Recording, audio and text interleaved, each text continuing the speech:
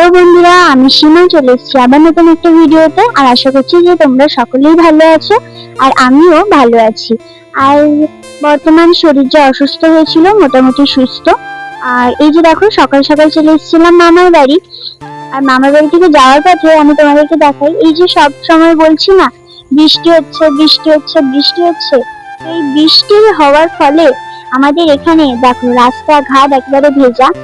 আর এর আগেই তোমাদেরকে একটা, এই যে দেখো এই পুকুরটা দেখো পুরো ভর্তি, মানে আমার এমন মনে হলো রাস্তা থেকে যাওয়ার সময় আমি দেখছি যে গোটা জল জমে রয়েছে। তো তার জন্য ভাবলাম যে তোমাদের সঙ্গে ভিডিওটা শেয়ার করি।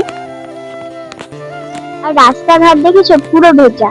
আর আমাদের ঠাম্মাদের বাড়ির সামনের পুকুরটাও তোমাদেরকে দেখাই, ওটাও কিন্তু একদম জলে, এই যে পুরো জল, মানে জল যেন একদম উপরে উঠে এসছে এইরকম পরিস্থিতি। আর দেখতে পাচ্ছ ঘরগুলোর প্রায় কাছাকাছি জল চলে এসছে।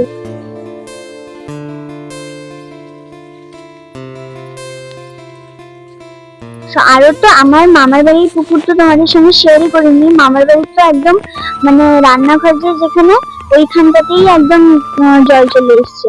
আর এই পুকুরটা তো আমাদের বাড়ির সামনে। আর তারপর বাড়ি এসেই দেখো আমার চলে এসেছিল একটা পার্সেল। অবশ্যই ভেবেছিলাম যে এই পার্সেলটা আমার জন্মদিনের আগে আসবে, কিন্তু যাই হোক এটা জন্মদিনের পর এসছে। তো এই যে তোমাদের সঙ্গে একটু শেয়ার করি। আসলে এটা আমি অনেক মানে কান্নাকাটি করে আমার বাবার কাছ থেকে আনিয়েছি। এখানে আছে দুটো প্যান্ট, এই যে দেখো এটা হচ্ছে ফার্স্ট। আমার সব থেকে ফেভারিট লেগেছে এইটা, এটার কালারটাও আমার দারুণ লেগেছে আর ফেভারিটটাও।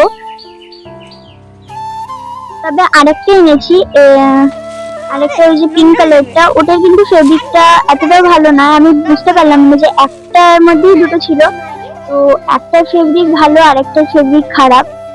তো যাই হোক এটা যেহেতু প্রচন্ড ভালো লেগেছিল আগেরটা, তো তার জন্য ওইটার জন্যই আমি এটাকেও রেখে দিলাম। ভাবলাম যে আবার রিটার্ন দিলে যদি তেমন ভালো না আসে,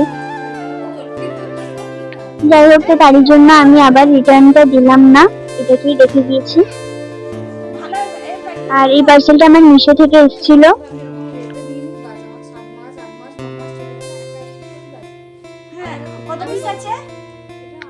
আর আমার ভাই এদিকে কান্নাকাটি করছিল যে তোমার জন্মদিন বলে সবাই শুধু সবকিছু তোমাকেই কিনে দিচ্ছে, আমাকে কেউ কিছু কিনে দিচ্ছে না।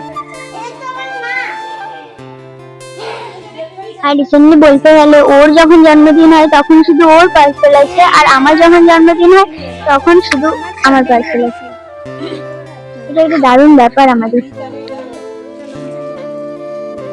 আর তারপরে আমাদের বাড়িতে একটা ঘটনা ঘটে গেছে, এই যে দেখো তোমাদেরকে দেখিয়েছিলাম আমার ভাইয়ের মানে যেখানে সামনের দাঁত একটা ভেঙে গেছিল, তারই পাশেই আরেকটা দাঁত নড়ছিল। তো দিদুর মানে ঠাম্মা এসেছিল এটাকে তুলতে। এই যে দেখো কিভাবে কান্না কাটি করে কি করছে, আমি তো যত দেখছি তত হাসছি। তো ভাবলাম তোমাদেরকেও একটু দেখাই, এমন চিৎকার দিয়ে দিয়েছিল গোটা বাড়ি।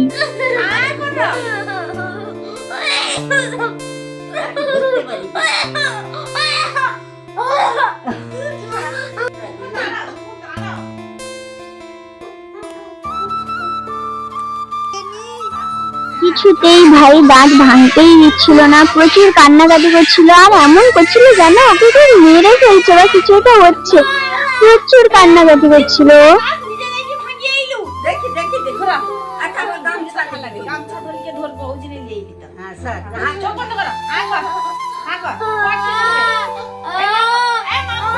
ঠাম্মা অনেক চেষ্টা করছিল ওর ওই দাঁতটাকে ভাঙার, কিন্তু ও এত নাড়াচ্ছিল এত নাড়াচ্ছিল আর এত কাঁদছিল